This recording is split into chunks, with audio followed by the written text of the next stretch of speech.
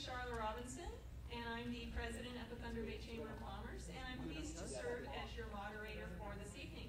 Welcome to our candidates forum for the Thunder Bay Superior North, followed by Thunder Bay-Atikokan ridings. Our thanks to our supporting media sponsors, which are Acadia Broadcasting and Netnewsledger. And Netnewsledger will also be live casting the event tonight, so folks may be watching from home. If you are using social media to share tonight's forum, please use the hashtag #ChamberDebate. That's #ChamberDebate. The issues discussed here tonight affect our community, and it is important that you have an opportunity to hear the views of the candidates and their parties in order to make an informed decision on Election Day, June the 7th. The order of speaking has been determined by a draw, and the questions will rotate from what would be my right to my left. The questions will be posed to the candidates by the panelists, and each candidate will have 60 seconds for their answer, with the receiving candidate receiving a 30-second time for rebuttal at the end of all of the candidates' comments. The candidates will only be able to speak within the allocated time. Nick will be putting up a notice card when there are 10 seconds remain, so that the candidates will be keeping an eye out for that. And when the 10 seconds run out, it will turn red, and we will cut you off and carry on to the next question. I do remind the candidates that they have pledged to be respectful of each other, to not engage in any name calling, to not interrupt each other when speaking, and that they will not use appropriate language, and they will follow the direction of the moderator. And the candidates will also just be turning on their microphone when it's their turn to speak, so we hopefully won't have any interference that way. The audience is asked to remain quiet while the candidates are speaking, but applause is welcome after each candidate's response. So I'd now like to introduce our panelists for the evening. We have Rosa Carlino, the 2018 Chair of the Board of the Thunder Bay Chamber of Commerce, and Vic Krasowski, News Director at Acadia Broadcasting.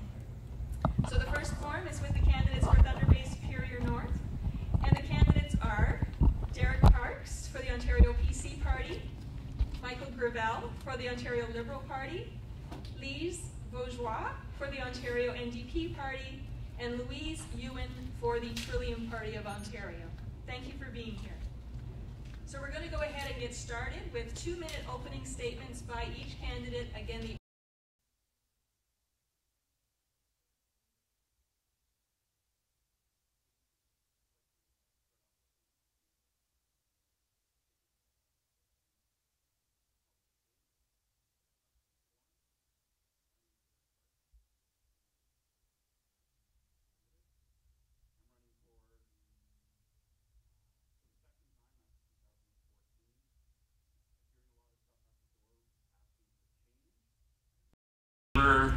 and the provincial chamber and the local chamber have brought a lot of good ideas forward that need to be implemented.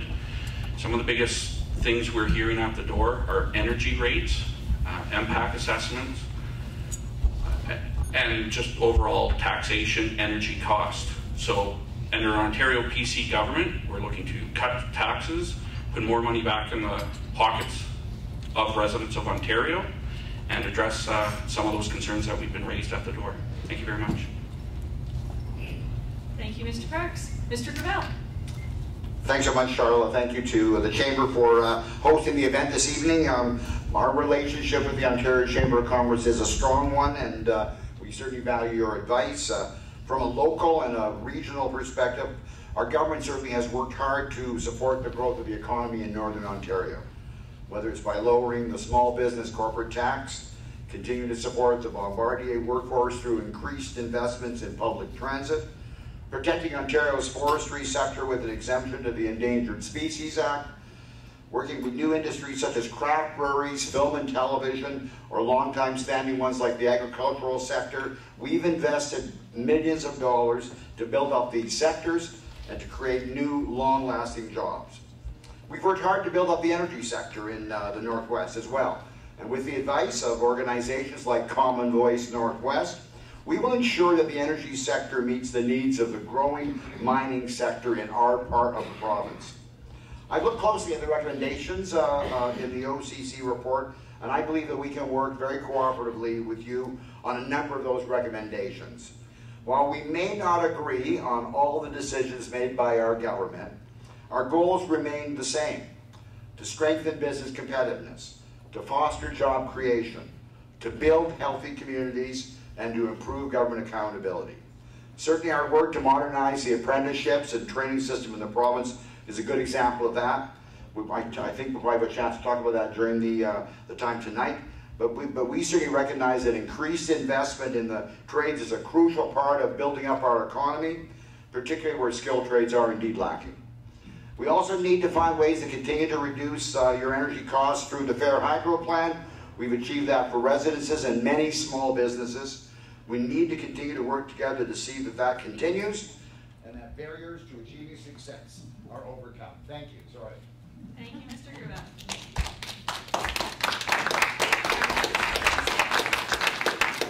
It's from Madame Vaugeois. Thank you. Thank you. Yes. My name is Lise Vaugeois. I'm the NDP candidate for Thunder Bay Superior North, and I would like to begin by acknowledging that we're on the traditional territory of the Fort William First Nation, and that we are here as signatories of the Robinson Superior Treaty. So I'd like to thank the First Nations for graciously hosting us, and I'd also like to thank the Chamber of Commerce for organizing this event. I moved to Thunder Bay in 1991 to play with the Thunder Bay Symphony Orchestra, fell in love with the North, and have made it my home ever since. I was voted onto the Players Committee and negotiating team early in my tenure with the orchestra and helped to negotiate 4 different contracts.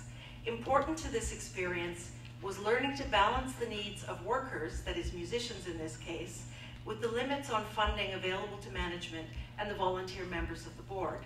I loved my time with the orchestra, performing in a world-class auditorium that we have here, and being so integrated into the life not only of Thunder Bay, but the region. This was tremendously satisfying. I wanted to make contributions to our region in other ways, though, and left the orchestra in 2006 to pursue a PhD in education at the University of Toronto. I came back to Thunder Bay with my degree in hand and now teach at the Faculty of Education at Lakehead. In addition to this work and many special projects that I've run in schools throughout the region, I own a small kayaking business. I'm running for office because we have experienced 25 years of cuts to and the privatization of core public services.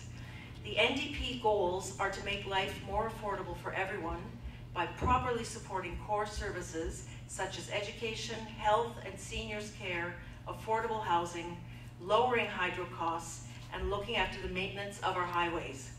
We don't have to settle for bad or worse. Together with Andrea Horvath and the NDP, we can make change for the better in this beautiful province of Ontario. Thank you. And our final open statement to Ms. Ewen. Good evening. I'm Louise Ewen, a candidate for the Trillium Party of Ontario. I have a Master's of Education degree from Lakehead University, and I'm a small business owner here in Thunder Bay.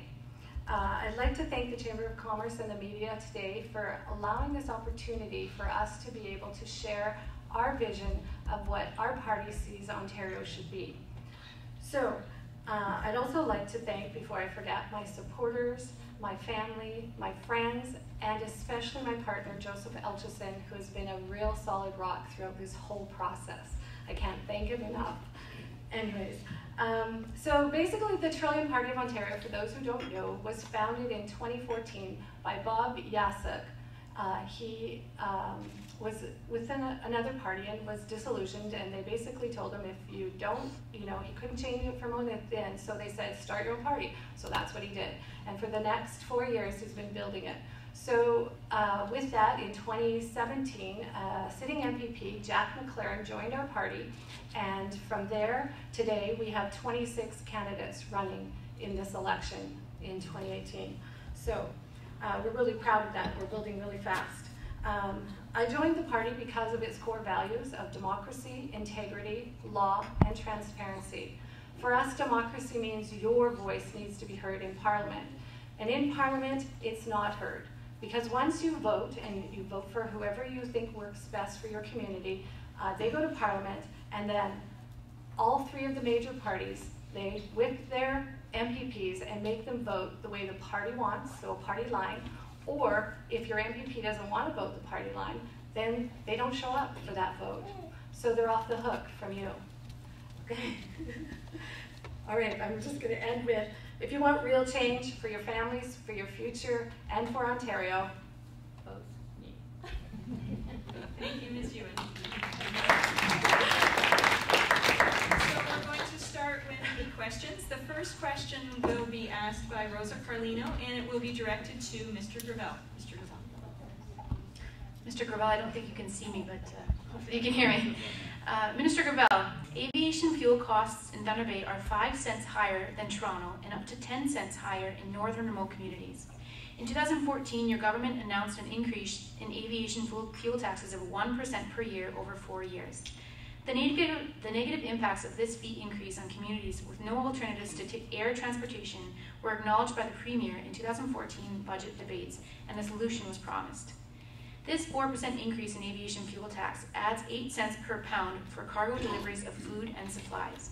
These increasing costs are adding to the already significant economic, health, and social challenges of our far north First Nations communities.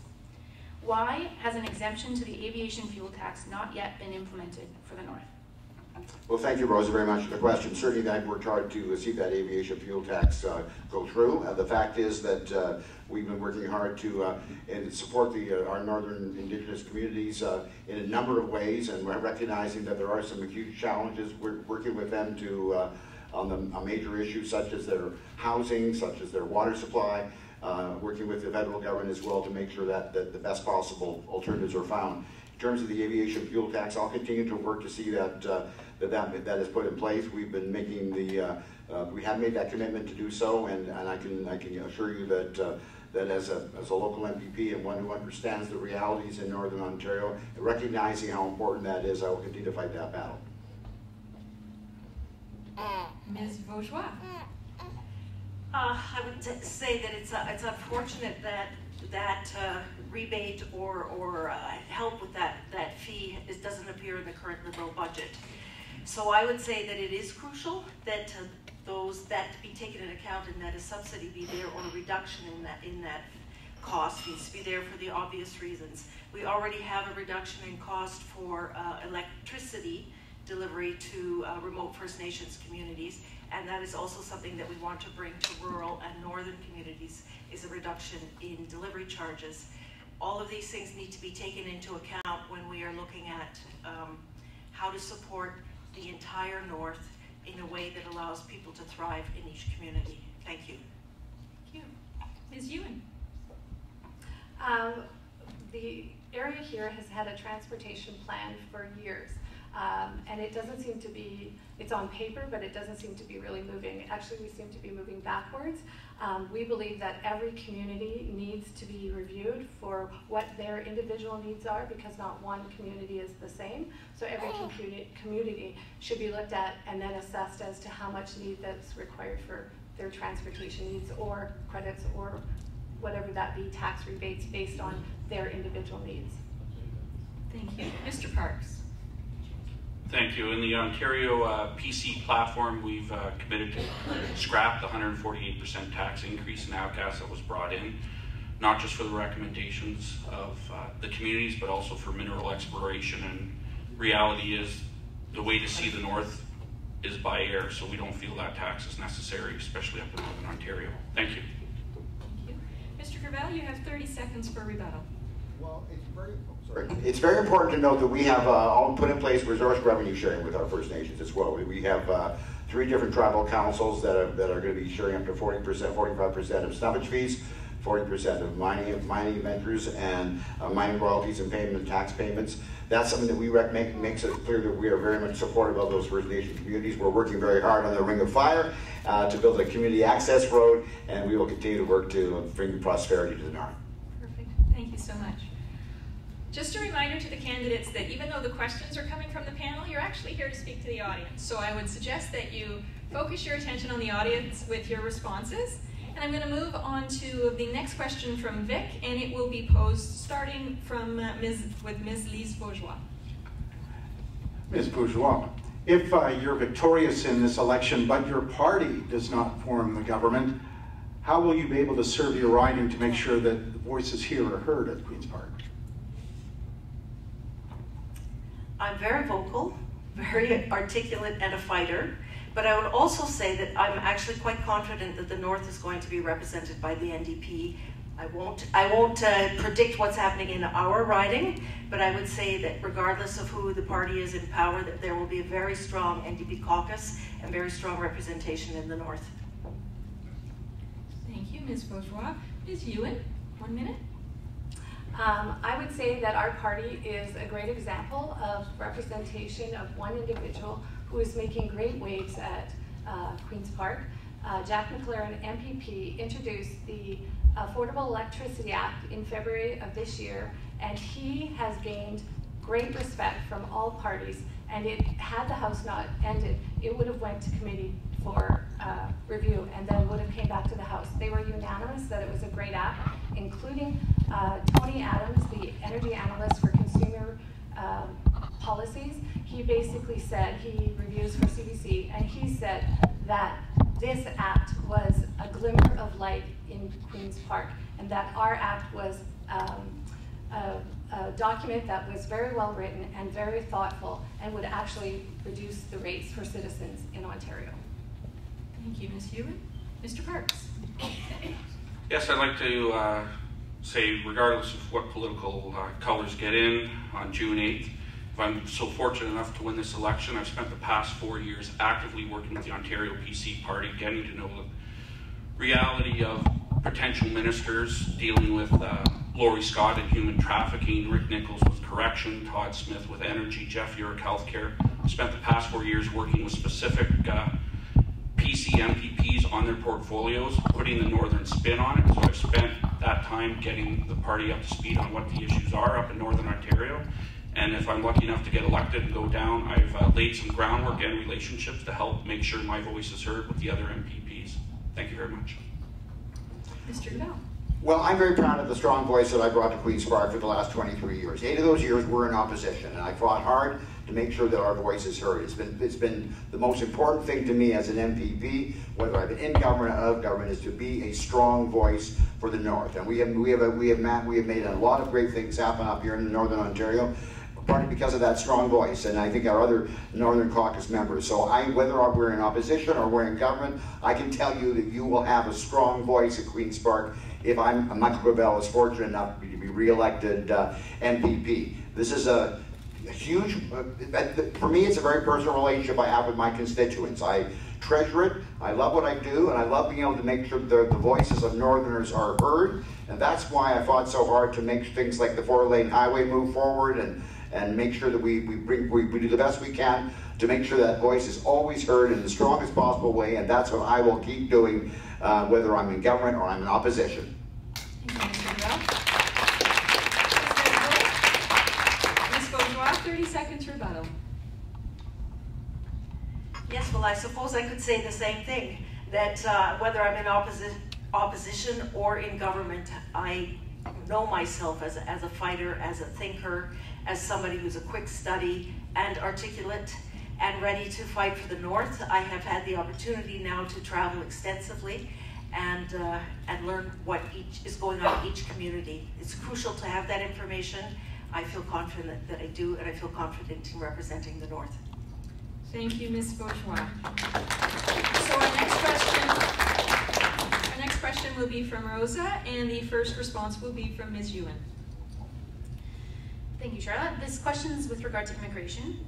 Even assuming that everyone living here in the North is successfully integrated into the economy, we will still be short tens of thousands of workers within the next 10 to 15 years. That means businesses will close, government services will not be able to be staffed, and the cycle of depopulation will accelerate. Increased immigration can help avert this crisis. The federal government increased the provincial nominee allocation for all provinces by 33% about a year ago. Would your party support dedicating some of that increased provincial allocation specifically to northern and rural communities? I think that we have to look at all areas to see where the need is. Immigration is important. Skilled immigration is even more important. If we're looking for people to fill jobs of skilled jobs that aren't being filled from our communities, we not only have to step up our trades, schooling, skills and trades is somewhere where we definitely need more people. So we need to actually, we should immigrate some people who have skills trades, and that would fill the vacancies that we have as well. We believe that the skills trades should be brought back into the high schools. We had a great co-op program before. Even in grade 7 and 8, they were learning trades. If we get our youngsters or the young students involved in trades, we will have not a trade shortage, but I definitely believe we should definitely immigrate people who have great skills that we can use in our communities. Thank you. Mr. Parks. Thanks. It's interesting for the question. I'd like to acknowledge that as of yesterday, the federal Liberals have committed to federally funding a northern pilot project that has been successful out in Atlantic Canada to address those concerns. As the Ontario PC Party would be more than willing to support the federal directive and direction and insist where we can to attract those immigrants here. We've had a 0% population growth in Northern Ontario for 40 years. The rest of the province is at 45. At the Confederation College breakfast last week, we heard how successful our education institutions have been in Thunder Bay, but we have a retention problem, and the people who are benefiting is Manitoba, Saskatchewan, and Alberta. We need those jobs here, and immigration is one way to get going, but also cutting red tape and getting the economy going. Thank you very much.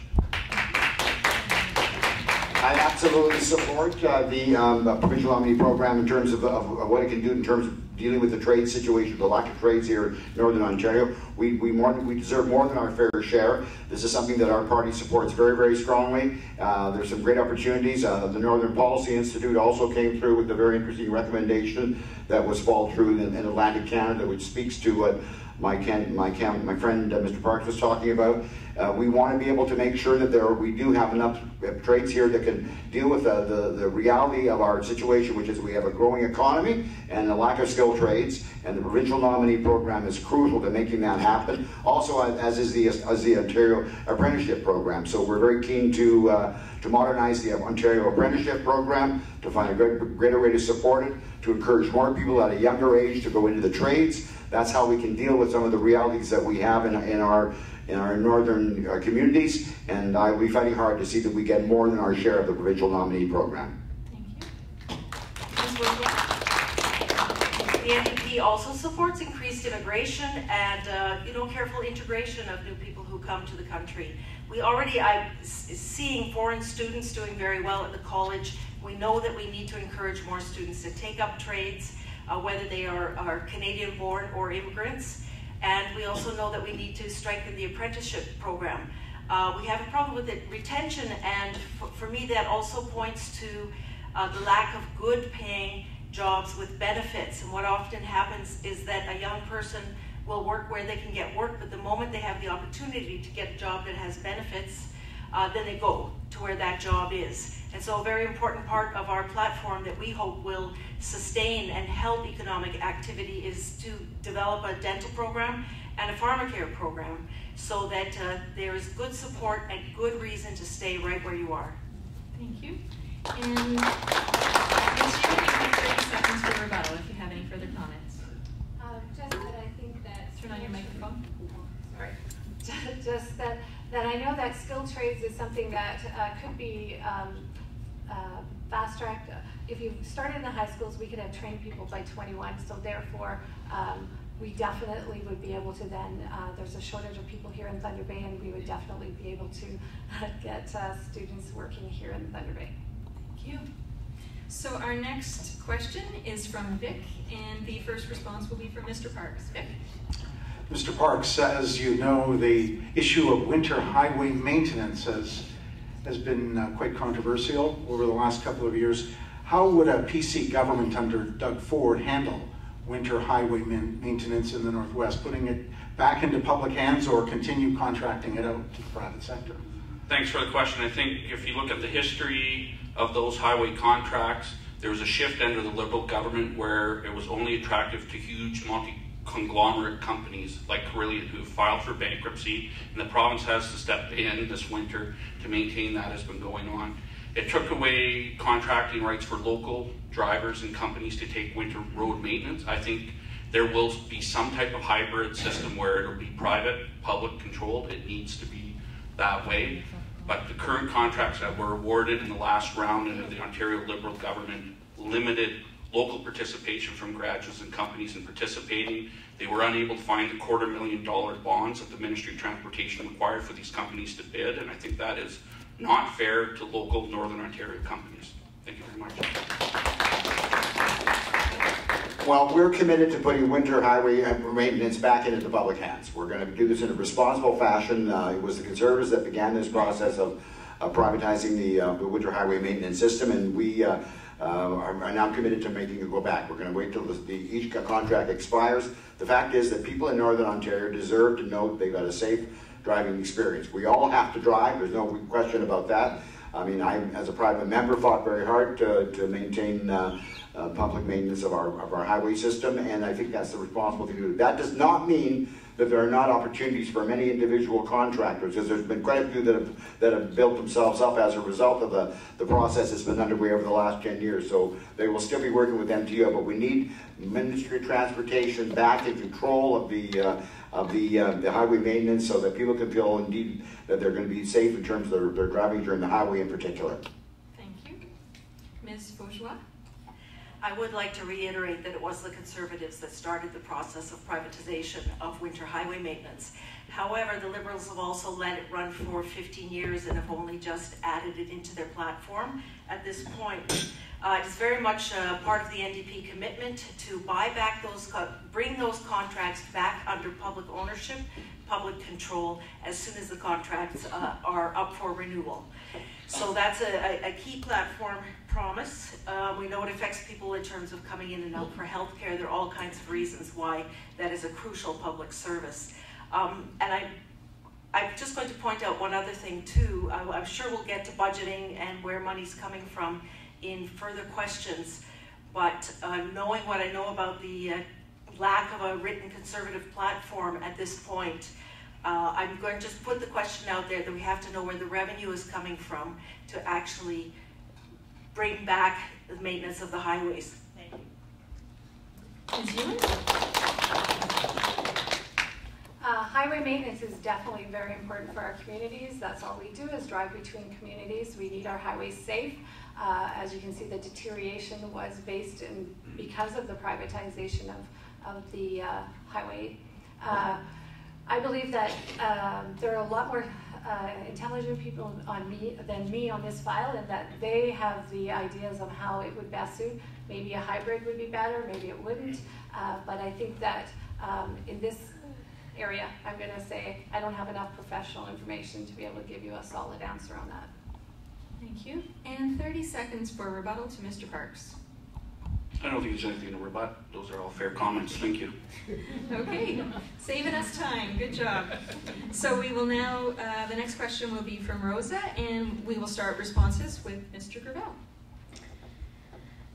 5 years ago, the Ontario Energy Board chose NextBridge as the proponent for the design and development of the bulk transmission facility known as the East-West Tie. Since that award, NextBridge has expended over $60 million, worked with communities to select the most appropriate route, entered into equity positions with 6 area First Nations, selected Ballard as the contractor, and through a partnership with Supercom, a First Nation Economic Development Corporation, begin the training of the employees who will build and operate the line. Last fall, Ontario Hydro, which was not chosen by the OEB to be the proponent, submitted their own proposal at the leave to construct phase and asked that all of NextBridge work be transferred to them. Hydro One has stated that they will use their own staff to build and operate the line, resulting in the 200 Indigenous trainees not getting the employment they were promised. If your party becomes the next government of Ontario, will you ensure that NextBridge is given the right to build and operate the East-West Tie? Well, if I may, I will speak as a candidate rather than as a member of my party, because this is something that obviously is under. The East-West Tie line is an absolute priority. Sort of has been for our government. It's a hugely important project. It's major, and certainly I know this is where Common Voice Northwest has been very helpful. But I am going to speak as a candidate, which is that I believe the NextBridge should be given the leave to construct. I know that Hydro One is putting forward and moving forward as well in terms of public meetings discussing this. But as you point out, there's been a tremendous amount of work that's been done. A lot of money invested into this already. Some incredible partnerships have been put in place. So I support Nextbridge being given the leave to construct. I think this is a project that needs to happen as quickly as possible, and because it is considered a priority, that this is going to delay the process otherwise. So that's the case that I'll make if I'm fortunate enough to get elected on June the 7th. Thank you. Ms. Bourgeois?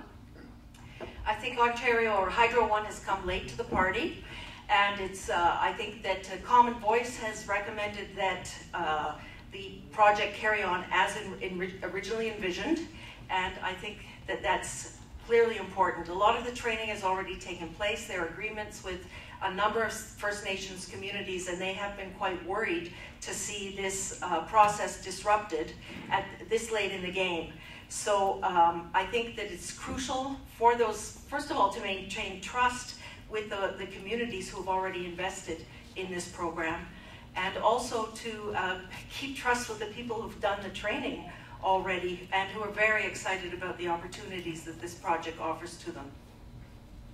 Thank you. Ms. Ewen? I would agree. Definitely, if it's already been awarded, it's already been in place. There's too much at stake to, throw away that money and start over or give it to a big corporation. So I would agree that Nextbridge should get it. And thank you, Mr. Parks. What's interesting should be noted is that the original cost was about $450 million. It's now up to about $770 million. The Ontario PC Party will be looking at efficiencies that exist.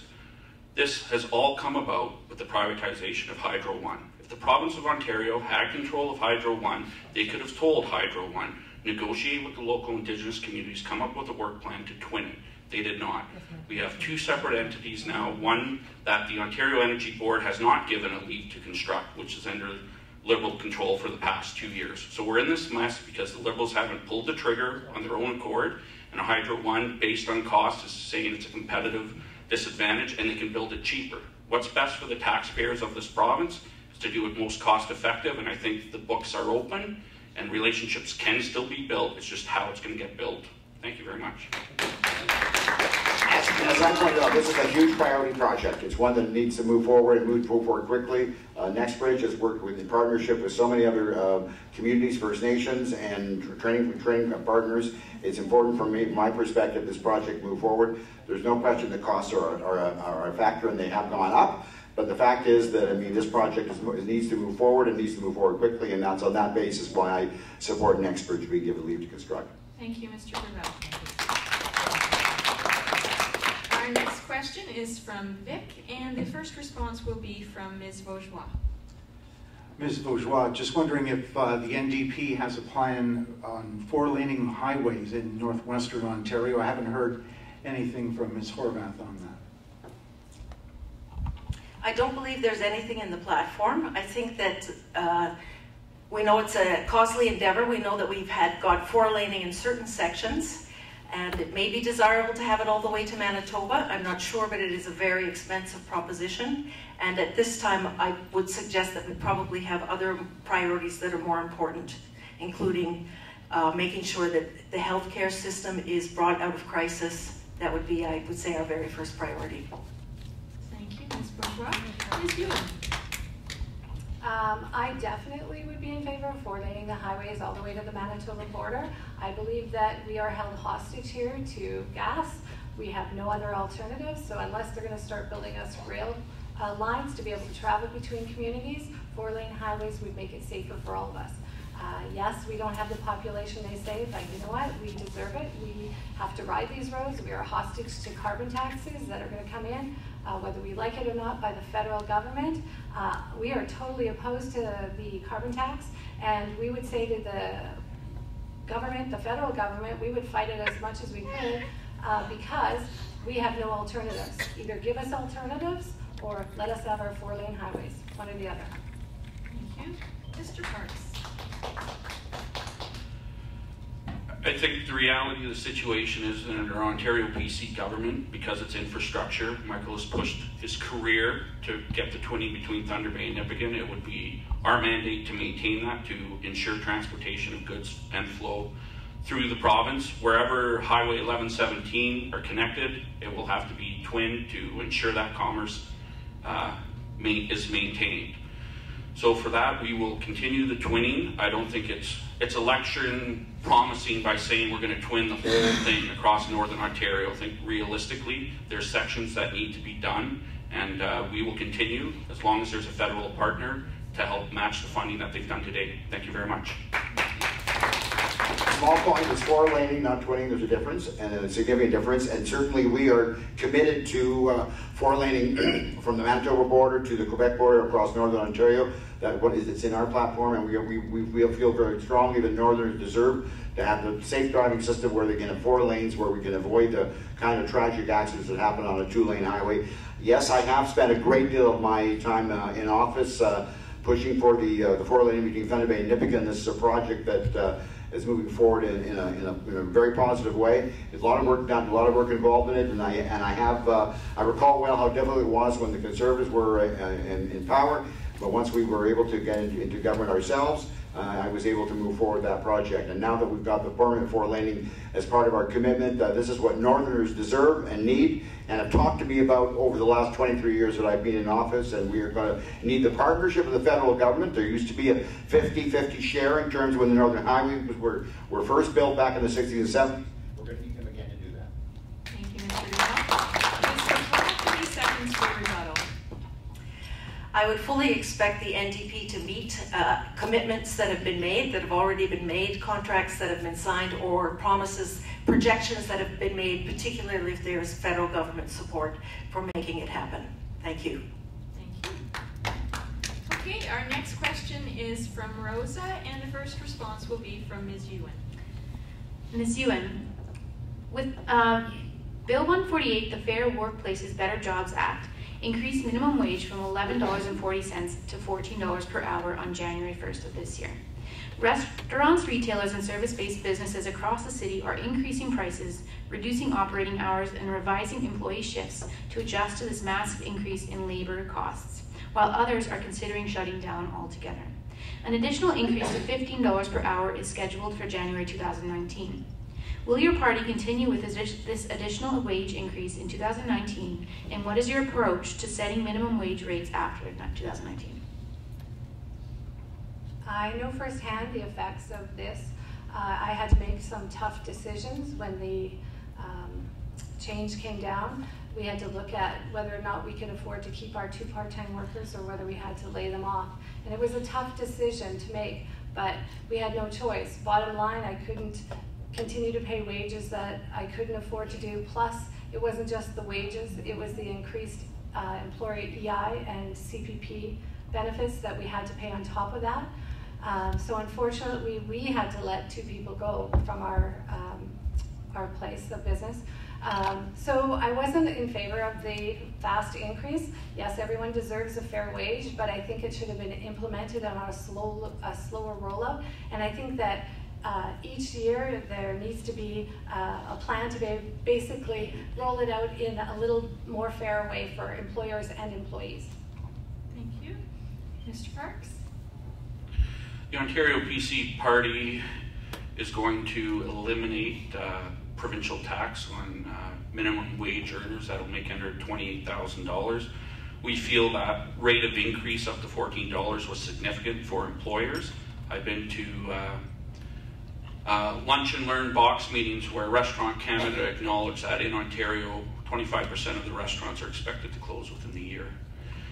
The desired effect of bringing that raise had increased tax revenues to the province, but also had a reverse effect of, as you even heard directly, decisions made to let part-time workers go when they could still be actively working through.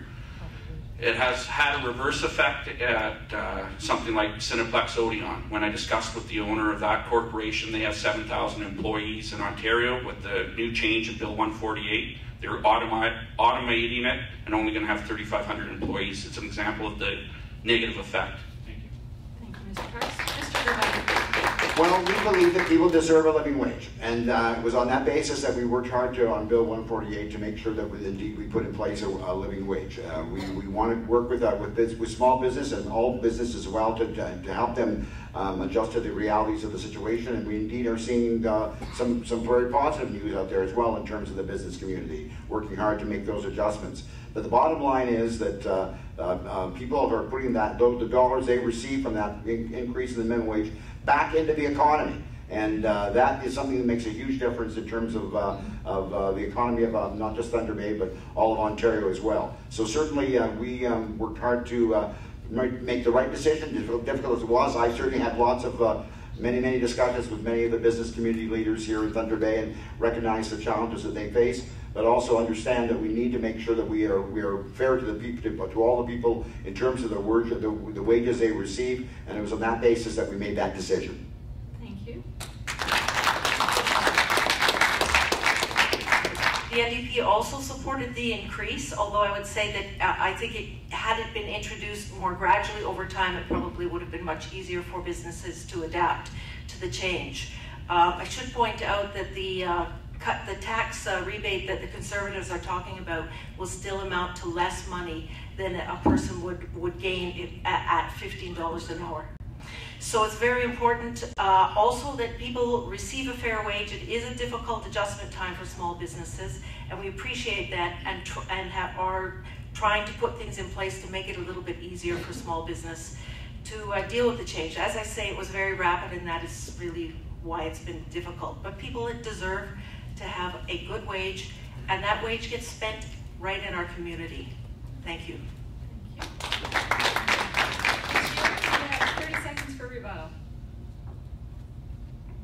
I'm going to say that the way that they did it was wrong. It wasn't fair to the employees now that have lost their jobs. It wasn't fair to the employers who had increased costs drastically. I only had 2, so I can only imagine what it was like for the people who were facing $50,000 or $100,000 more to get out of their budget.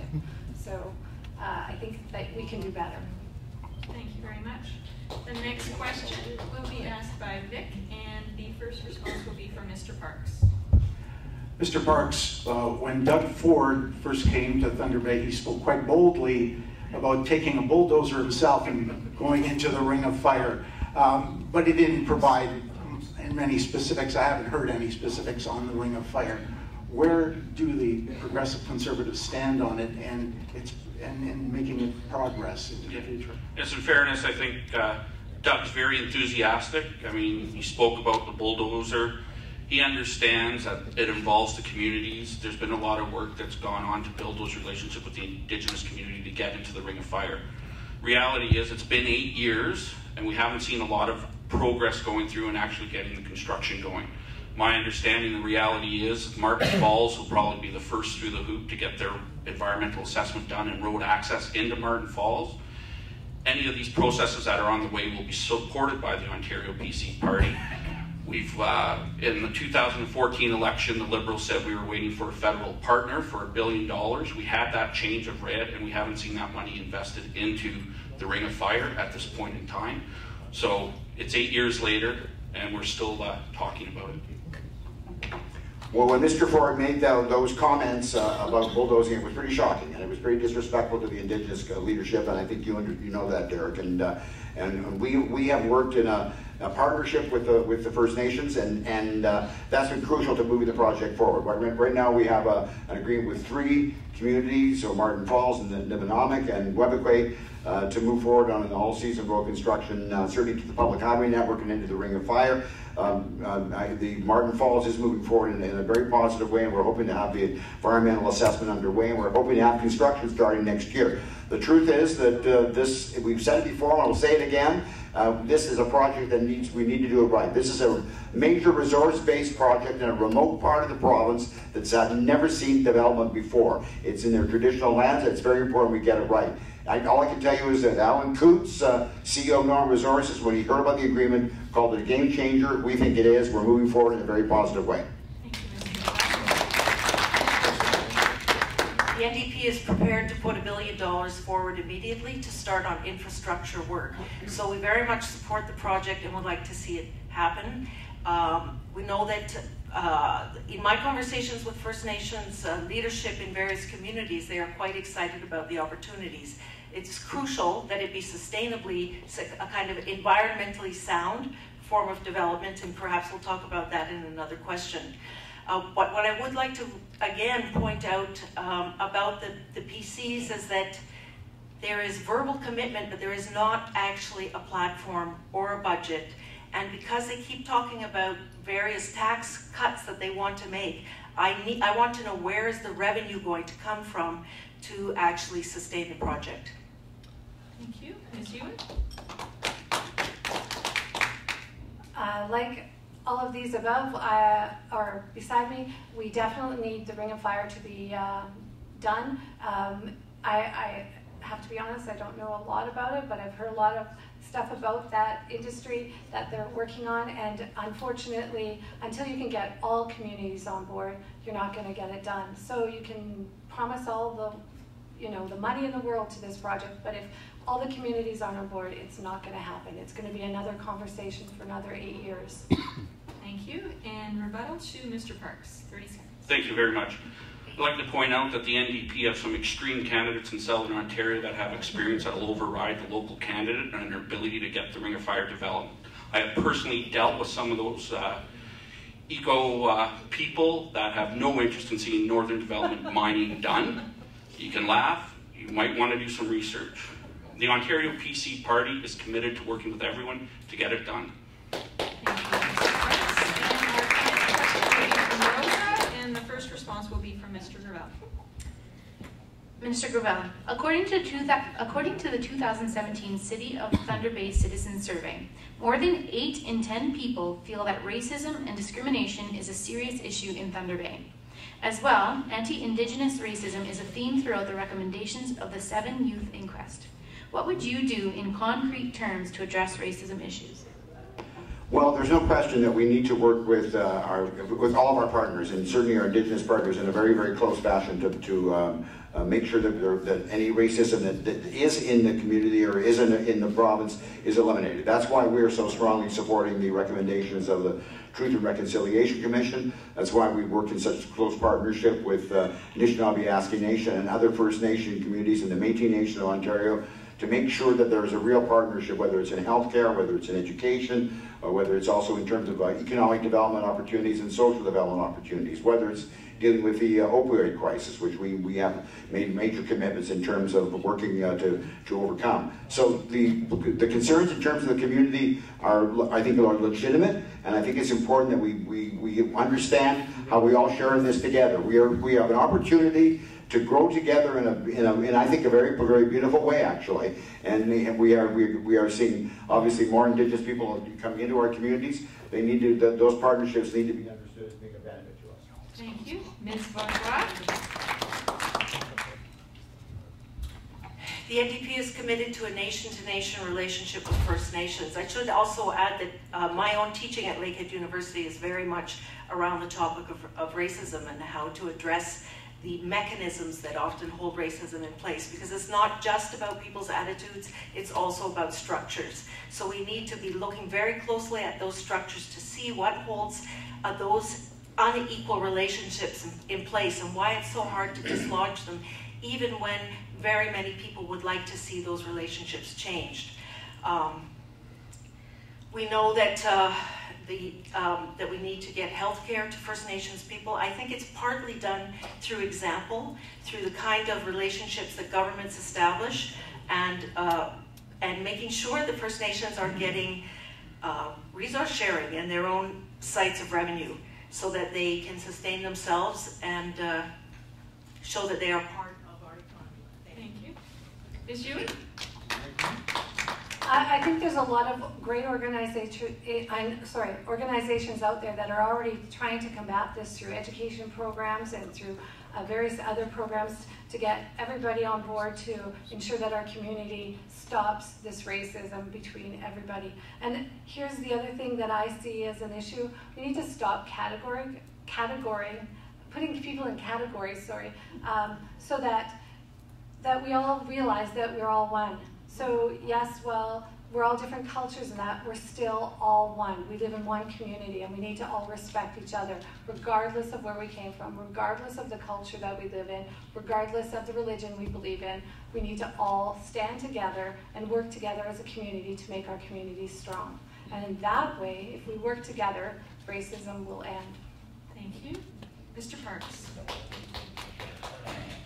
I'd like to say that there are far more active groups in government in tackling this decision right now. And I think, in fairness, Ontario PC government will be there with the funding and social stuff to go through. Our commitment for $1.9 billion for mental health and addictions applies for everyone because we're all equal. There's a lot of issues, and it's not easily summed up in a 1-minute soundbite on how to address those concerns.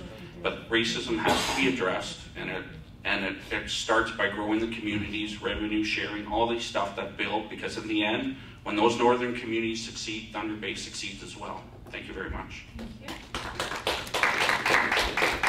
And 30-second rebuttal. We're all in this together. In order for us to prosper, both economically and socially, we need to work together.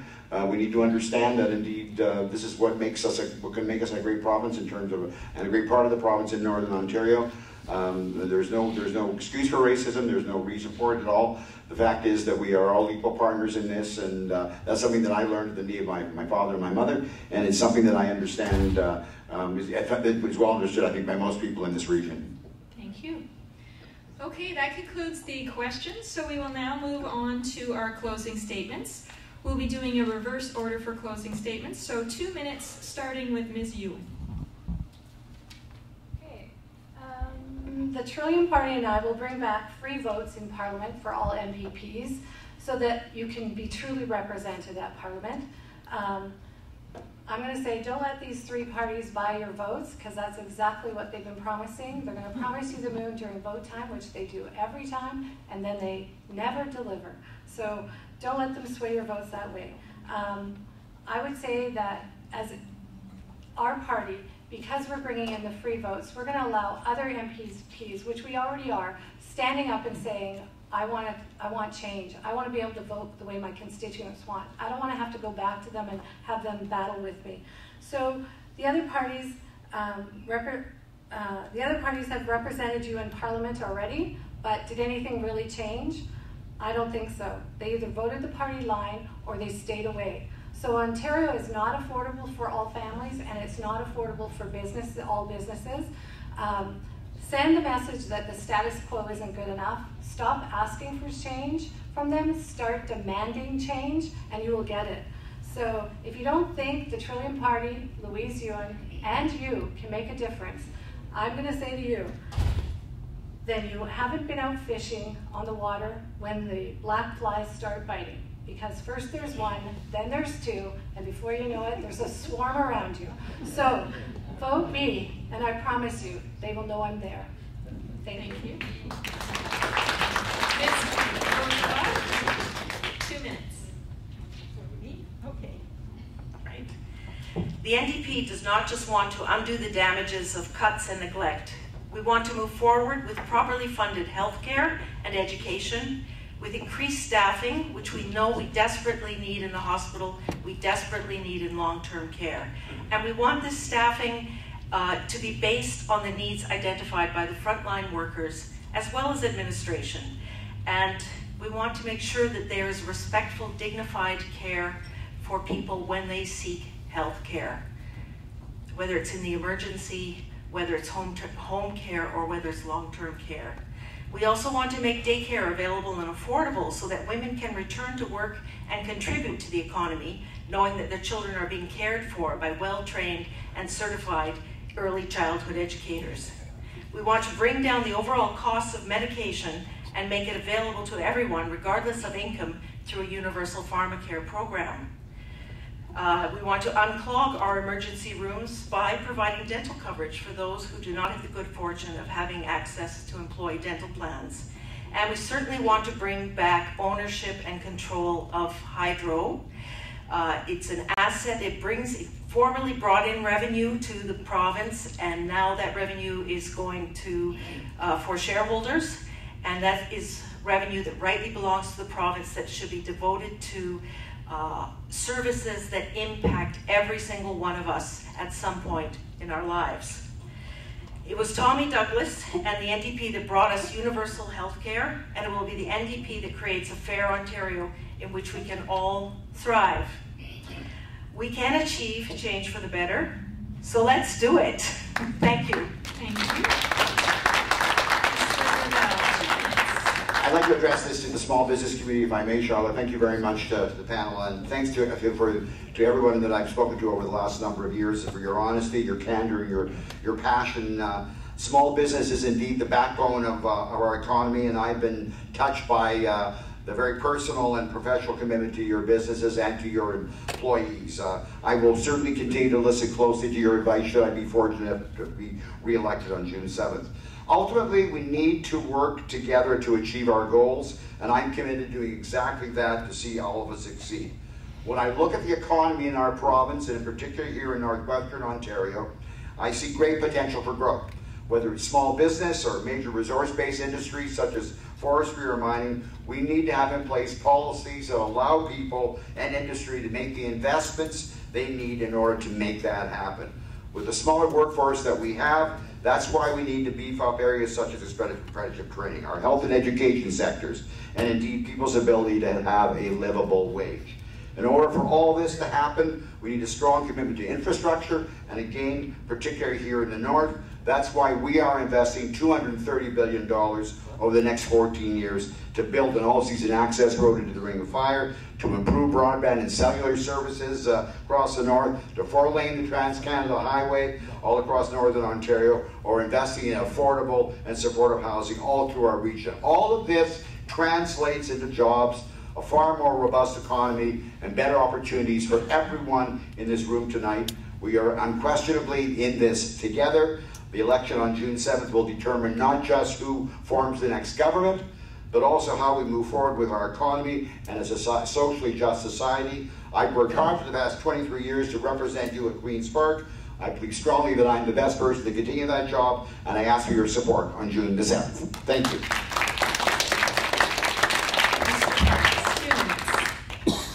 Thank you very much. I'd also like to thank the Chamber and everyone coming out tonight. It's absolutely a pleasure to be sitting up here. I'd like to start off and say, regardless of your political colors, Michael's done one heck of a job for 23 years and has been a good Liberal foot soldier. Reality is, on June 8th, it will not be Kathleen Wynne in power, and therefore the best way to ensure Thunder Bay Superior North is represented is ensuring that someone is in the government of the time. And with respect to Michael and all that he's done, he's taught lots. You've seen me for 15 years. You know I know what I'm doing. You get smirks at me and laugh, and I appreciate that. You've taught lots of us very well. I look forward to hopefully getting the opportunity to have a passing of the guard to ensure that when there's a change of the government, that those issues that Michael has raised and eloquently suggested, I will do the same. We need those highways built. We need those relationships with the Indigenous communities to succeed up here. And there's been a lot of work done, and we're going to have change come June 7th, and hopefully I have the privilege and the honor to represent you. Thank you very much. So that concludes the Thunder Bay Superior North Candidates Forum. I think everyone up here deserves a round of applause. Great job, candidates.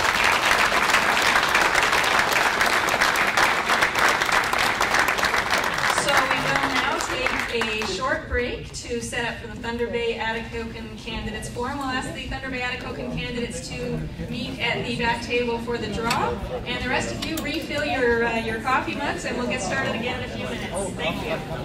Oh, yeah.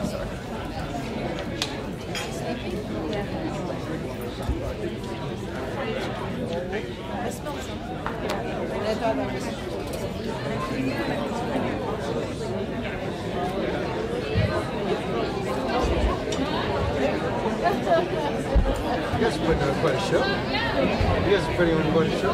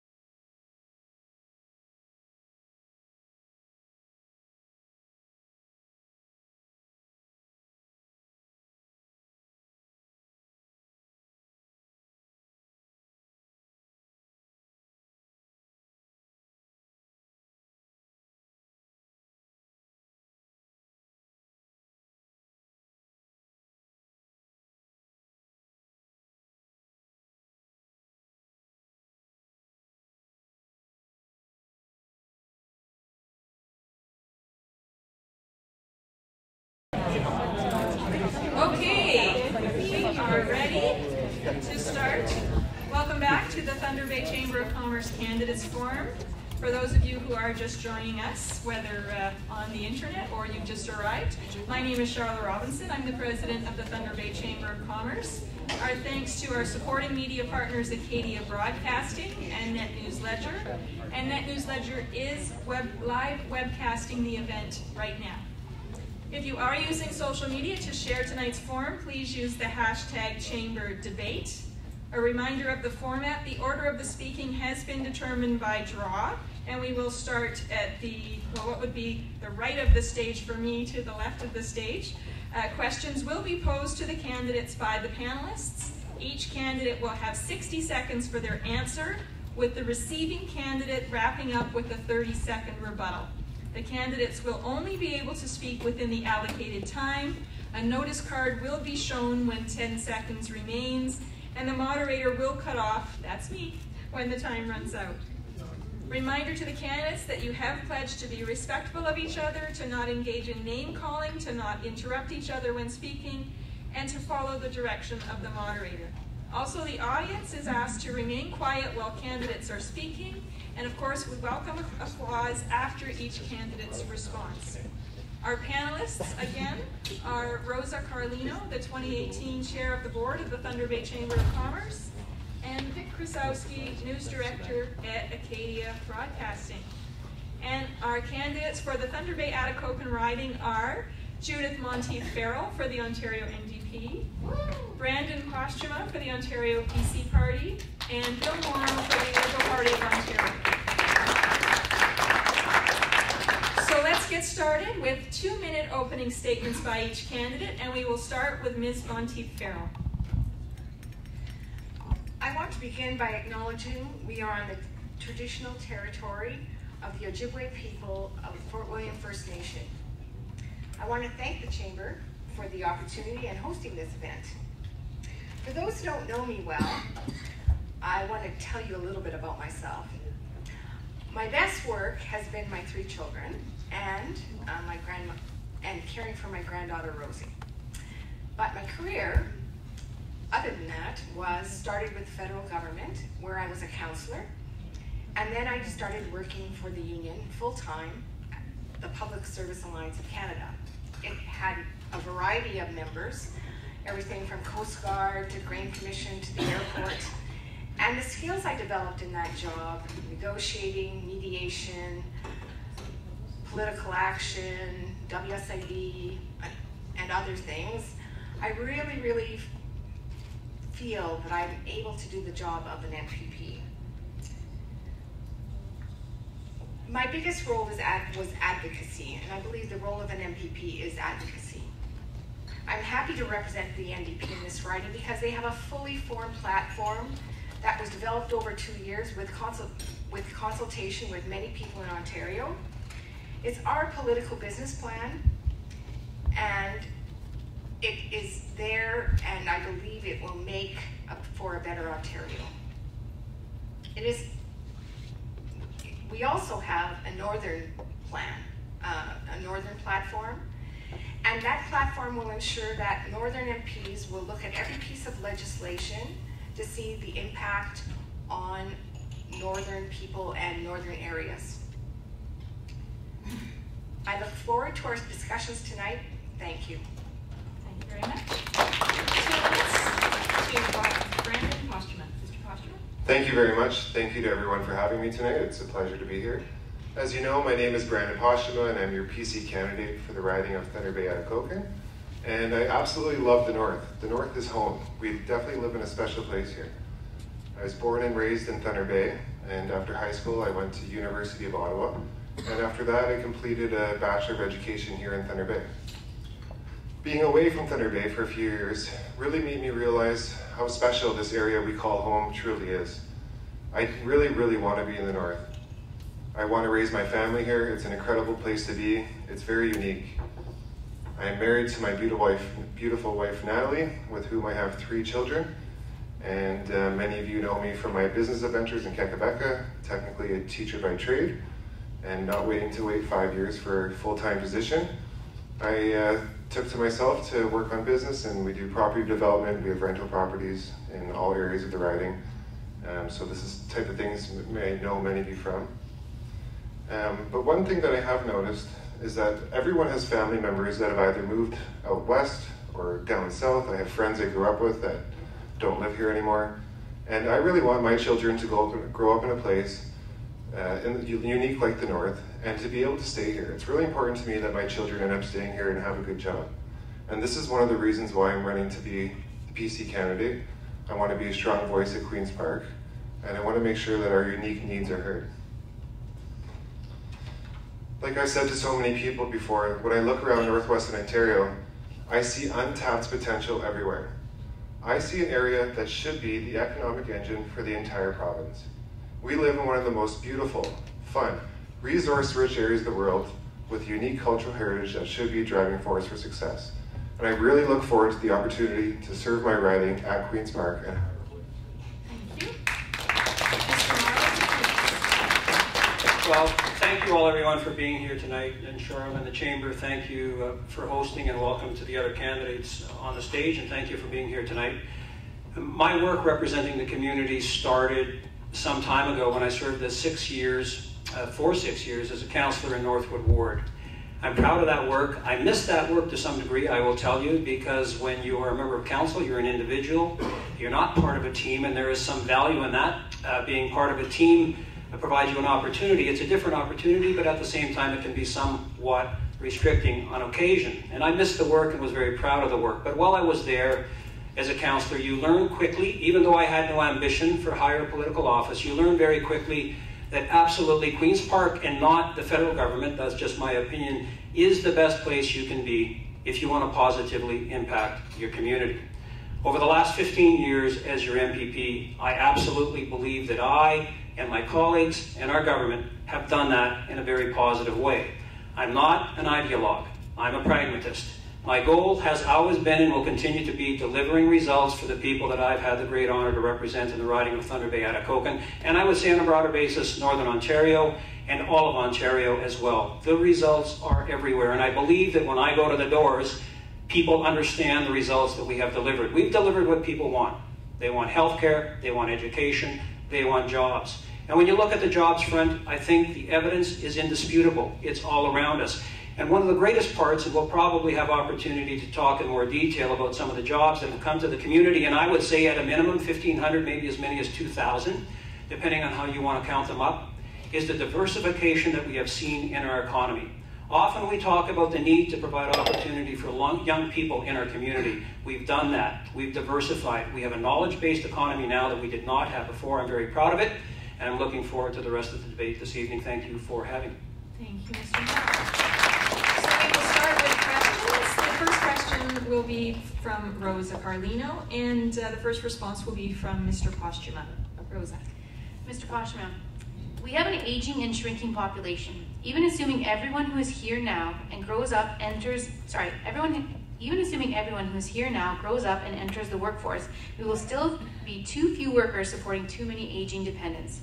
Increased immigration can help avert this crisis, but the paperwork involved is daunting for most small and medium-sized business people.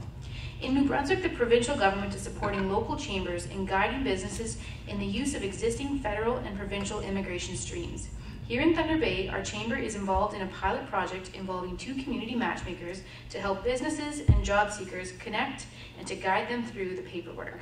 If successful, would your party support expanding that program and the provincial funds that make it possible across the North? Absolutely, yes. We're all for jobs. We're all for expansion in the North. And the answer is absolutely yes. Thank you for your question. Thank you. Mr. Mauro? Canada and North America has an aging population, not just Thunder Bay. It always is a little bit interesting when we tend in Thunder Bay to identify a problem as only ours, as if it doesn't exist in other places. It does. It's very real. In my opening comments, I talked about diversification of the economy. It goes to the very heart of what was described so that we can provide different opportunities for people in the work field that did not exist here before. And there are a list of things that I could rhyme off. The minute does not allow me the time, but hopefully during the debate I will. On the specific question or point about immigration, absolutely. I have to point out, Brandon, that your leader made an interesting comment when it came to immigrants in Canada or refugees taking care of our own, I think was his language. In other words, he wasn't necessarily going to be supporting a particular policy when in fact Northern Ontario communities have been asking for this very thing for a very long time. Of course we would support the work of the Chamber. The communities need it. There's 444 municipalities in Ontario, and most of them need exactly what has been referenced in the question. Thank you, sir. Ms. Monteith-Farrell. The NDP. Your microphone. Oh, there you go. Thank you. You're on. Okay. The NDP absolutely would support such a program. We are aware of the projects of the Chamber and the work they're doing, developing the labor market and developing people that are utilizing the labor market, like women and Indigenous people, and having programs there to support them as well, which are in our platform. And by providing childcare, we believe that that will open up opportunities for women to engage in the labor force in a larger manner. But of course, we do have an aging population, and we do need immigrants and people who would be Canadian citizens. I'm first generation, and I definitely am happy here. Awesome. Thank you. Mr. Postuma, 30 seconds for a rebuttal. I think I'd just add one thing that's important to keep in mind too, and that's that Skills Canada estimates that 40% of new jobs in the next decade are going to be in the skills trade. So it's going to be absolutely imperative that we keep up with this. Right now, only 26% of Ontarians are actually considering a career in the skilled trade industry. With the growth that I'm predicting in the North, if the PCs are elected, we're definitely going to need that, and we're going to need to work on that together. And people like at the Chamber of Commerce are going to be an important part of that. Thank you. Our next question is going to be posed by Vic Krasowski, and the first response will be from Mr. Mauro. Mr. Mauro, one of the riding's top private employers is Bombardier, and it's had its delivery problems over the past while that have been well publicized. Have we learned any lessons from what's happened there? Are there rules in place that can address these issues that the company has faced? Well, obviously I'm thrilled that anytime anybody wants to ask me a question about Bombardier. It's one of the greatest success stories, I would say, that the city has experienced. It might be actually in its history when we've ever seen a private sector employer hire 1,000 to 1,200 people, directly related to us as a government having a mass transit policy. It's terrific. Many people in the room will know I lobbied hard for a 25% Canadian content piece. Was instructive, I would say, and directly connected to leading to those jobs, or many of those jobs, landing here in the city. Your point, I think, goes to the fact that as a private sector company, they're outsourcing a lot of their work. What we can or cannot do about that is difficult to determine. I think you need to be careful with that. I'm happy to go and continue to fight for a higher percentage. Many people would say the delivery problems are related to parts that are coming in from Mexico, but at the same point, it's a good problem that we have 1,200 to 1,500 jobs here in the riding, 1,200 of which did not exist before. Thank you. Ms. Monteith-Farrell.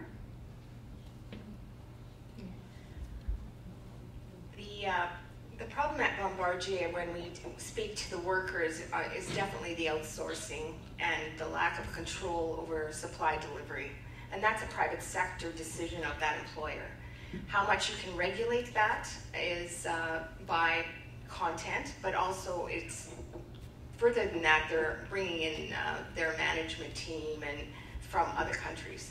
And I think we have to look at that.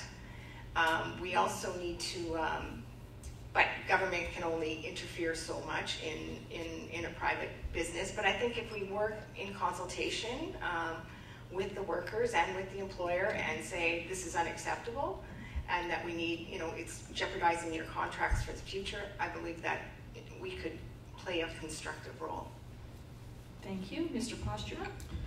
There have been concerns brought to me from Bombardier. I've had a survey out that asked people if they felt that the local Member of Parliament, Provincial Parliament of Queen's Park should be advocating for places like Bombardier for contracts, and the answer was overwhelmingly yes. This is absolutely something I actually agree with Bill Mauro on. I will absolutely advocate for projects, and making sure that we have a seat at the table with the government is going to be a big part of that. There are concerns with lack of contracts. There's about a year coming September of contracts, and after that there is quite a bit of uncertainty. So there's definitely going to be some work to be done. We are going to have a seat at the table and make sure that contracts are being directed to jobs in Thunder Bay and make sure that we do get those contracts. It's very important, and I look forward to having that opportunity. Thank you. Mr. Mauro, 30 seconds. In the mid-1990s, Mike Harris and the Conservatives announced they were no longer in the mass transit game. The City of Toronto stopped procuring vehicles. Our plant went down to 2 to 250 employees. 2003 election, we said we're back in the mass transit game. We start putting billions of dollars into mass transit. The City of Toronto starts procuring vehicles again. Our plant goes from 1,000 to 1,500 total employees. Probably the highest investment in a private sector employer, perhaps, since the war years that has ever occurred in the City of Thunder Bay. So if there's a problem there, it's a good one to have. Thank you, Mr. Mauro. Our next question is from Rosa, and the first response will be from Ms. Monteith-Farrell. Ms. Monteith-Farrell, the Ontario Chamber of Commerce Vote Prosperity Platform calls for a standardization and reduction of the business education tax across the province. The NDP platform commits to harmonizing the business education tax, but instead of reducing the rate in areas where it is too high, proposes to raise the rate for those communities, like Thunder Bay, where the rate is lower than Toronto. In Thunder Bay, this increase would add thousands of dollars to property taxes for local businesses. How can you justify this tax increase on the hundreds of small businesses who work so hard to create jobs and opportunities for our city? In the platform, it also says that it will standardize the education tax, not the education tax, the small business tax. Anyway, it'll standardize the tax that you referred to, but the other portion, the education tax, was going to be on a sliding scale. But small businesses are going to get a lot of advantages in our platform. They are going to receive the benefit of a lower hydro rate. We're going to maintain the reduction of the small business tax rate, and we will, work with small businesses in a fair way, in a consultative way, to make because they are such an important employer, the largest employer of people in Ontario. Thank you. Mr. Postuma. Thank you for the question. I'm proud to, as most people know, be working with the PC Party, which has announced that they will absolutely be dropping the small business tax. It is something that's absolutely necessary. We do feel the crunch, and as a small business owner, I know that myself. One other thing that I'd just like to mention, this is an idea that I've been reading about, it's really interesting, and that's encouraging businesses that are kind of moving to the next level to scale up. So we do know about that, but large companies produce 46% of the GDP, and we do need to find ways, a possibility of encouraging this scale-up process, whether that's allowing taxation on corporate income growth or finding ways to overcome Ontario's scale-up challenges. These are something that I'm absolutely going to be advocating for to help bring good paying jobs to the north. Thank you. Thank you. Mr. Mauro. Ontario has the lowest unemployment rate that it has had in 17 years. Thunder Bay's unemployment rate is below the provincial average. We've seen over 800,000 net new, most of them full-time jobs, come into Ontario since the recession. We have a very, very strong economy, and one of the reasons we have that is because we've had an incredibly competitive, not the lowest corporate income tax rate. Certainly up until Donald Trump became president of the United States, far outstripping that which most United States, if not all of the states, had, a very competitive CIT. And as well, we many years ago reduced the small business tax rate by about 22% from 4.5% to 3.5%. So we've done a lot of work to make small business and business generally in the province very competitive. One of the reasons why we have led North America in foreign direct investment is because we have in place a very competitive tax structure, and we have nothing in our platform like about the $1 billion increase that is contained in the NDP budget. Ms. Monteith-Farrell, you have 30 seconds for further comments regarding. We do have one of the lowest corporate tax rates, but that has not trickled down to everyone. We see the rich getting richer and the poor getting poorer. And we see that when I go door to door and hear the stories. So that is a problematic. Small business can prosper with the low small business tax rate, which was what the question was. And growth and development is something that we have in our platform as well. Thank you. Our next question will be from Vic Krasowski, and the first response will be from Mr. Mauro. Oh, pardon me, Mr. Postuma. Doug Ford has spoken about fixing hallway medicine in Ontario, and nowhere is hallway medicine more of an issue than here at the Regional Health Sciences Centre, which is in gridlock quite a bit. What would a PC government under Doug Ford, how would they handle the overcrowding problems here? Thank you for the question. It's an excellent question. It's something that I'm extremely passionate about. I've been to the hospital, I've toured ER with the CEO there. I've gotten a lot of information. Day one, I can tell you I'm going to be meeting with the Local Health Integration Network. That's going to be something that I'm really excited to do. We do have unique needs in the north when it comes to healthcare, and I'm going to make sure those needs are met and brought to Queen's Park. Another thing our party has committed to is $3.8 billion for mental health and addiction services. We've also committed to 15,000 long-term care beds in the first 10 years, with an additional 15,000 for a total of 30,000 long-term care beds. And this is really what we need up here. We need to get people out of the emergency room. We need to free up space. We are in 24/7 gridlock, as we all know. And the big thing for me is going to be to meet with the local frontline workers and the local doctors to make sure that their voices are heard at Queen's Park and that we can work together to get things going up here. Thank you, Mr. Mauro. The challenge with the hospital, and they will tell you this themselves, it's not my words, is not the number of beds that they have. They will tell you that. It is more about what is referred to as alternate level of care patients. Those are patients that do not need an acute care bed. They need a different care setting, a supportive housing unit or a long-term care bed. The frustration for me, and I would say as well for Michael Gravelle, is we have brought significantly increased long-term care capacity to the city of Thunder Bay. I would say in the order of 150 more long-term care beds, plus 132 supportive housing unit beds. But on those alternate level of care patients who are in the hospital, absolutely overcrowding the hospital, there is a shortage of PSWs that cannot be recruited, positions cannot be filled by St. Joseph's Care Group, and so we have permanent, funded, long-term care beds in the city that cannot be open to take those patients out of the hallway in the hospital. So it is a legitimate issue. It's very frustrating for all of us, but that is the nub of it. Thank you. Ms. Monteith-Farrell. There was choices made by the last two governments to freeze funding to hospitals, and in some cases, in the Conservatives' case, cut funding to hospitals. And what happened was that it created a crisis. What we need is stable funding, which we have committed in our platform with 5.3% increase with increases each year for stability. We have a crisis in long-term care as well. I went to a forum last night on long-term care and spoke with families and workers and administrators, and that is in crisis as well. We've committed to more beds, as every party has, but we also need the strategy around personal support workers and making their lives, that job, worth taking, because for $16 an hour, that work is not attractive. And 30 seconds to Mr. Postuma for rebuttal. I would actually agree with Judith that PSWs are not happy. I've heard that too when they've been contacting me, letting me know that there are changes definitely that have to be made.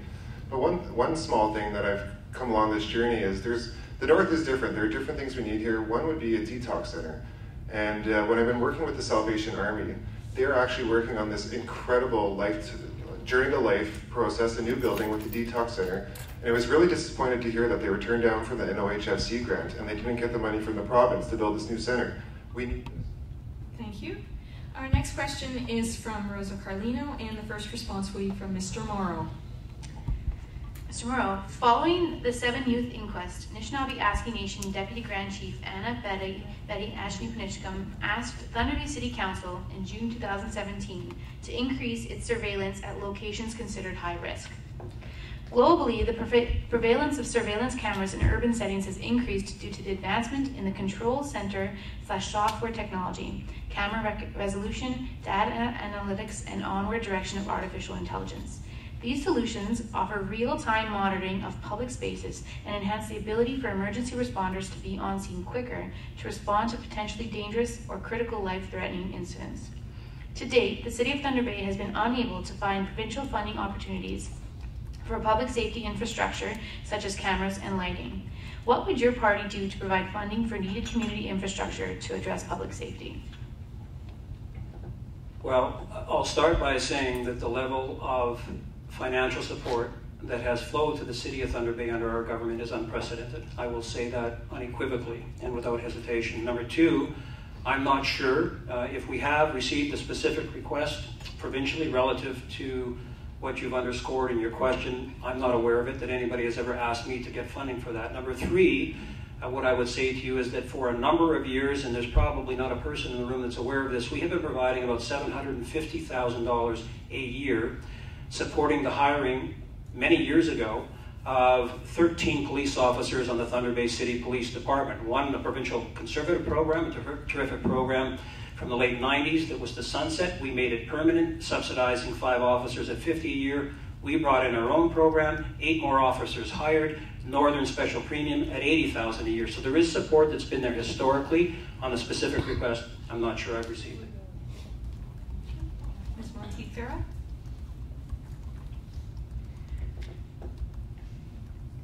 Thanks for the question.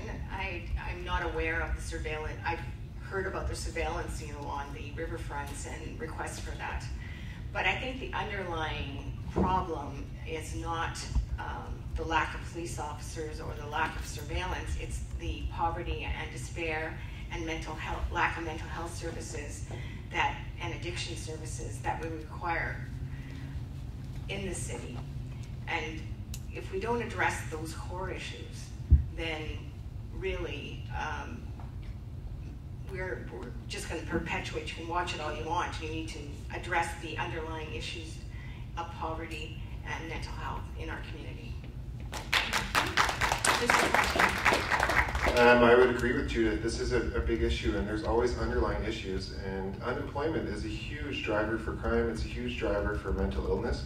One of the things I'm strongly going to be focusing on is creating well-paying jobs. When people have well-paying jobs, they feel good about themselves. They're doing things, they feel like they're part of the community. That is really important for me. I also really want to work with the Salvation Army to get that detox center built. They shouldn't be having little fundraisers to have to raise money. They should be able to partner with the province, get the funding they need, and have this incredible center, which should be such an asset to our community, built. We need to look at these opportunities. That, along with our commitment to mental health and addiction services as a party overall, is something I'm really excited to bring to our riding. Thank you. Thank you. The question was about infrastructure and providing money for physical equipment for the city, and I did my best to address that question. But I will agree with Judith. There are underlying issues that many municipalities are facing. I would say it's a national, international issue. Addictions, mental health issues. Our government platform commits an additional $2.1 billion over the next 4 years to help build on the work that we've been doing historically, and I look forward to bringing that forward. Thank you. The next question is from Nick Krasowski, and the first response will be from Ms. Monteith-Farrell. Ms. Monteith-Farrell, at the beginning, in your opening remarks, you spoke about your party's healthcare policy and the prescription drug plan. How will you be able to ensure that there's quality control at the same time keeping costs down with such an ambitious plan?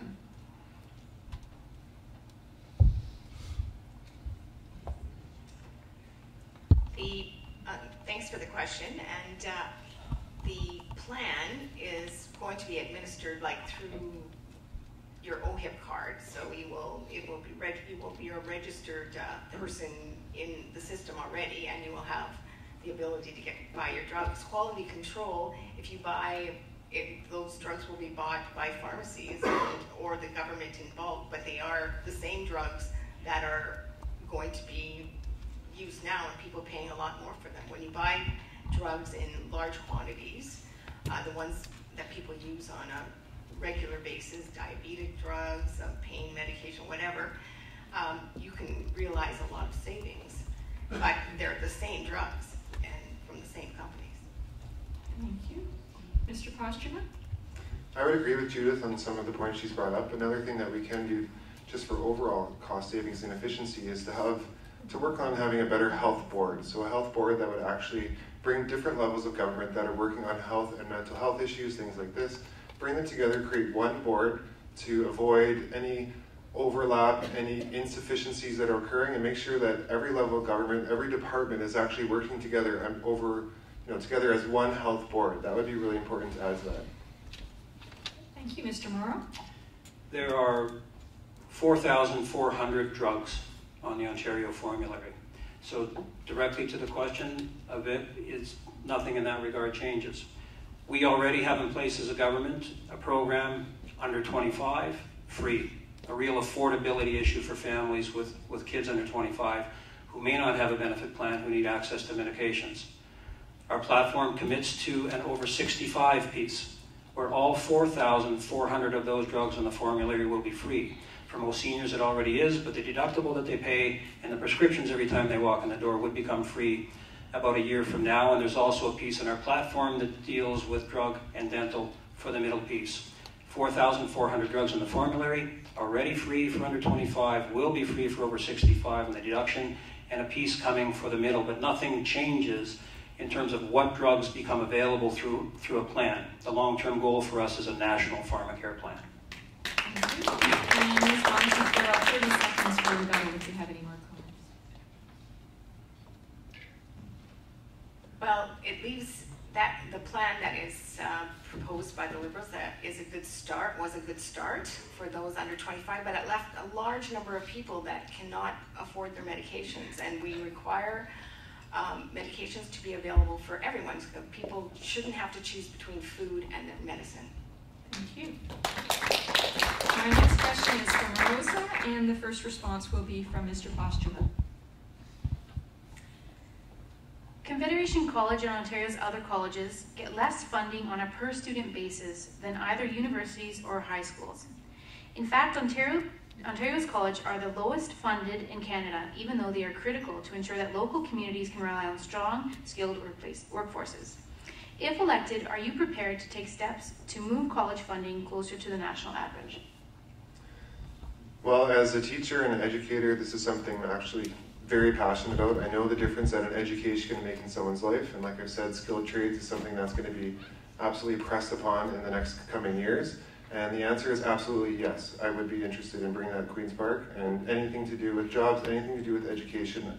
I will be a strong voice for the North at Queen's Park, and I look forward to the opportunity to have that. Thank you for the question.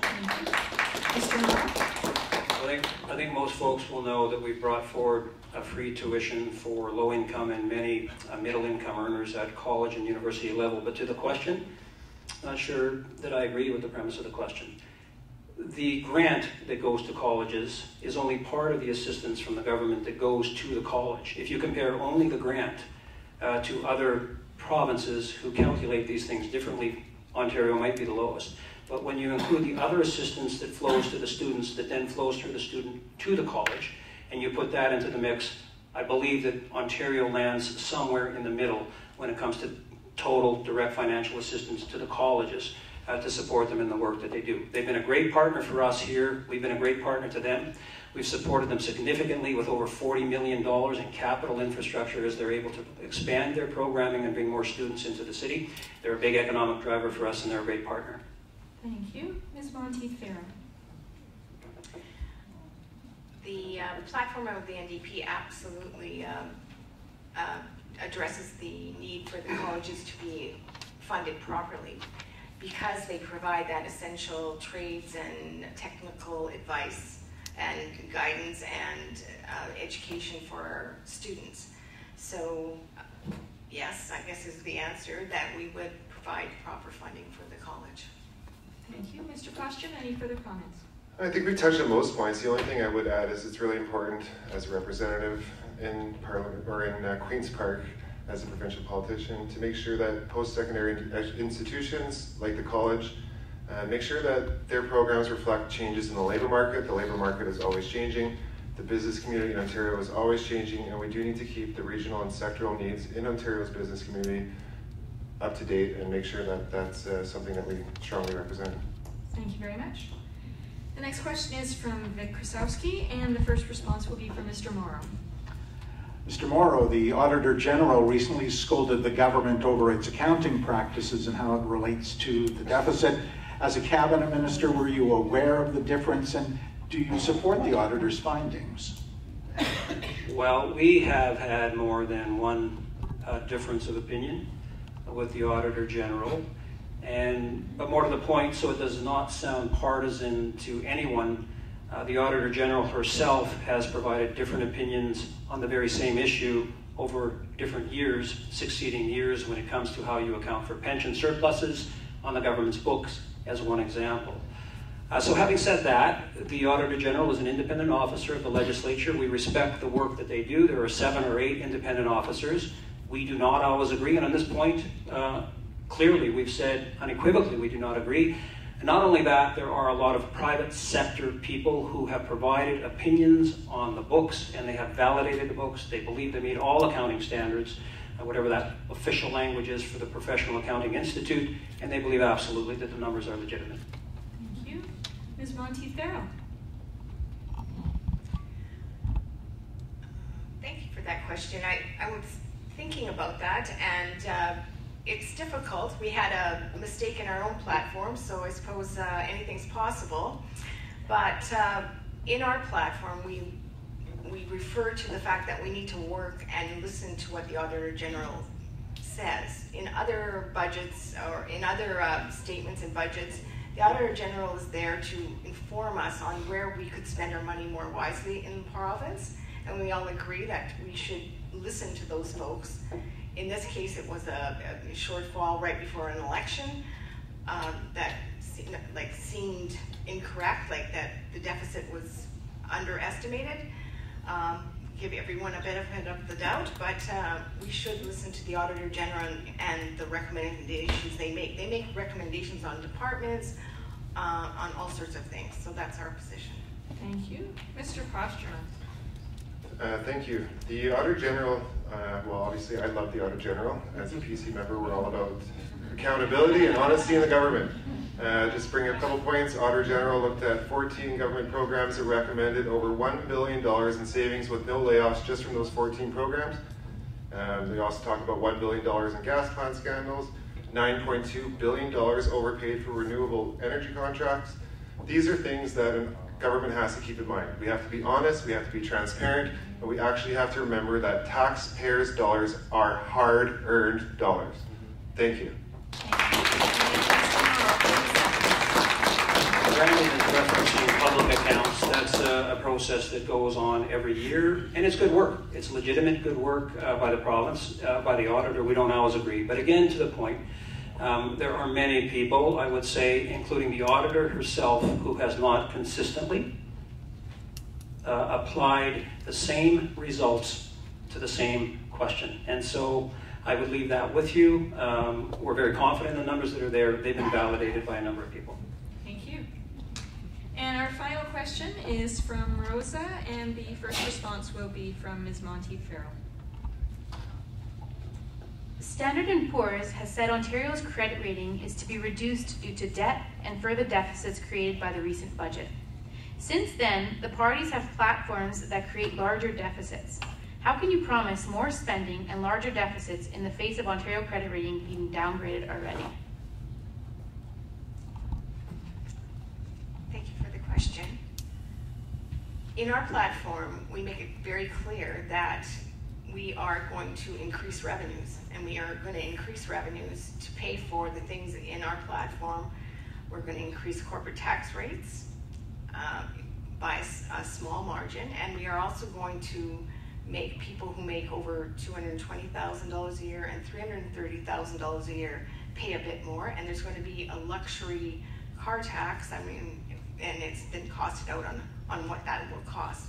But for those who can afford it, they will be paying a little bit more, and that, you know, you just can't cut and expect to have the revenues to support the services in an aging population and with the problems we have in our healthcare system. You can pick cuts or you can pick healthcare. Thank you. Thank you. As we all know, the state of the province does not reflect well on the government. We do have to respect taxpayers' dollars. We do need to open Ontario for business, as we say. So this is something I'm absolutely passionate about. It reflects on all of us and affects every single business. One thing I'll just quickly mention is our customer service guarantee. that all government applications will be approved in 1 year. We will have single window access for all approvals. And right now, unfortunately, Ontario is not working well with businesses. We'll be cutting business tax rates. We'll be making it more affordable to run a business, whether it's hydro, union gas, or broadband expansion.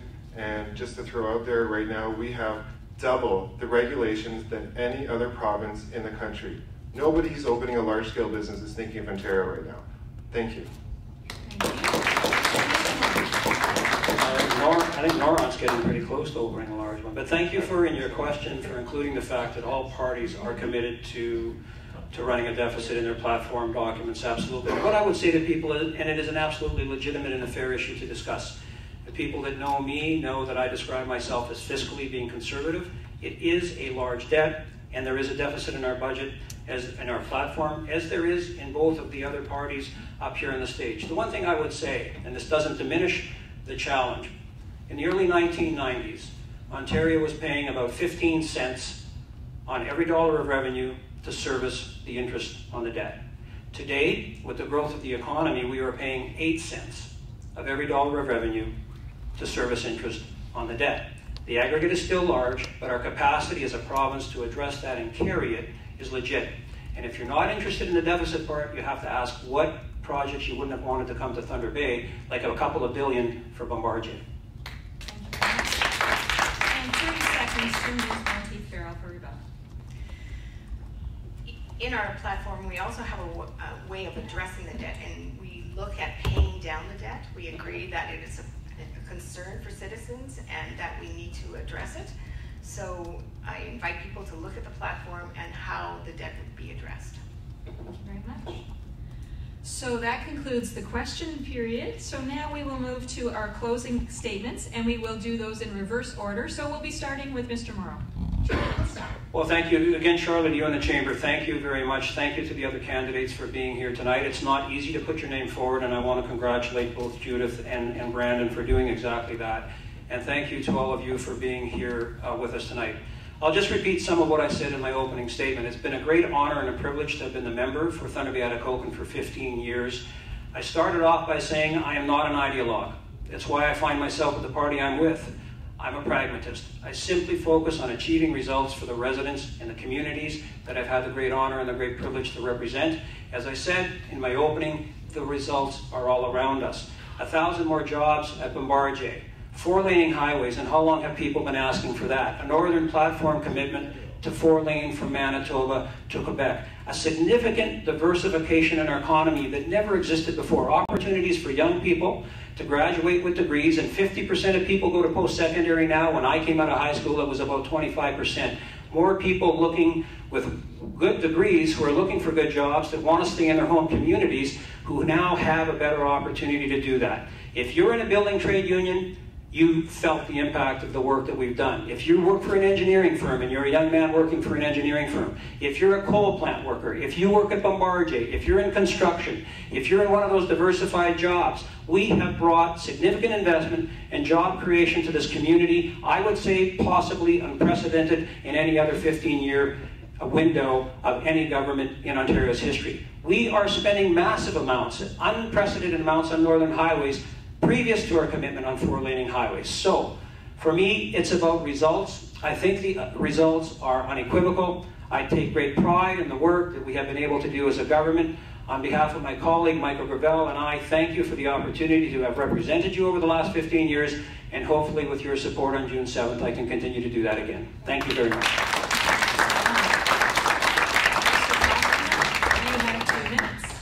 Thank you. I know we've had a lot of issues here, like declining population, people having a hard time finding a well-paying job, but this is an opportunity for the North. PC government is forming the government in the next election. We need a seat at the table. For too long, a cloud of uncertainty has lingered over northwestern Ontario. It's time for change. I know that if we're all willing to come together and work hard, we can make this the economic engine for the entire province.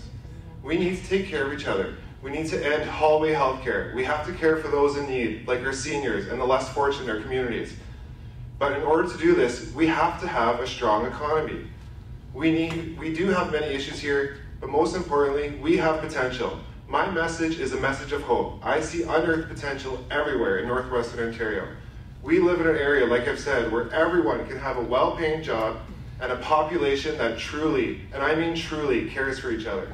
I will not sit here, I will not make false promises. I only make one promise, that I will be the hardest working politician this area has ever seen. I will be a strong voice for the North, and I will have a seat at the table for change. One thing I would like everyone to check out is our platform. We have an excellent platform. Just go to ontariopc.ca, go to People's Platform, or you can check out the Meet Brandon section at brandonposhima.ca. We also have a really important event coming up with Mr. Doug Ford coming to town. That's going to be on Friday, June 1st, 8 a.m. at the Valhalla Inn in the lounge.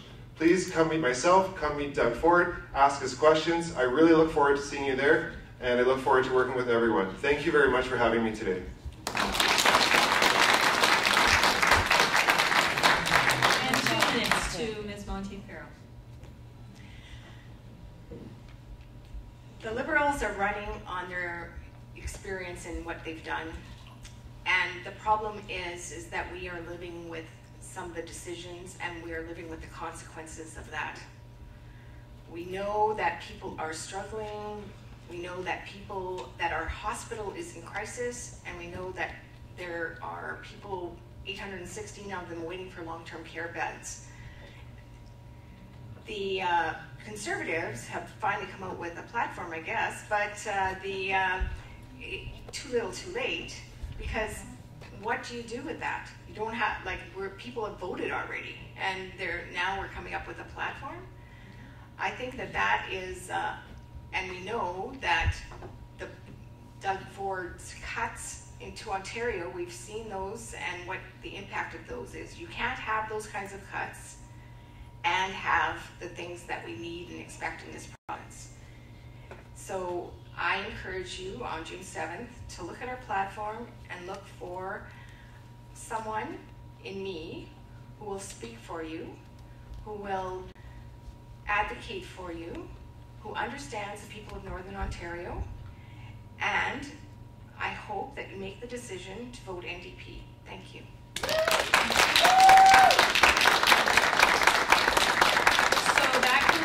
The Thunder Bay Chamber of Commerce Candidates Forum. I think all these candidates deserve a great round of applause. They've done an amazing job tonight. Thank you for being here. Special thanks also to our panelists, Rosa Carlino and Vic Krasowski. Great job. And I'd like to thank our media supporters, Acadia Broadcasting and Netnewsledger. The entire forum will be available on netnewsledger.com, and it will also be available on both the Shaw Cable and T-Baytel neighborhood channels, so check that out. Our thanks to our host, the Vinci Centre, and to Maverick Entertainment Group for their help with the AV services, and to each of you for being here tonight. We hope that the discussion has been helpful to you as you make your voting decision. Get out there and vote. Enjoy your evening. Thank you very much.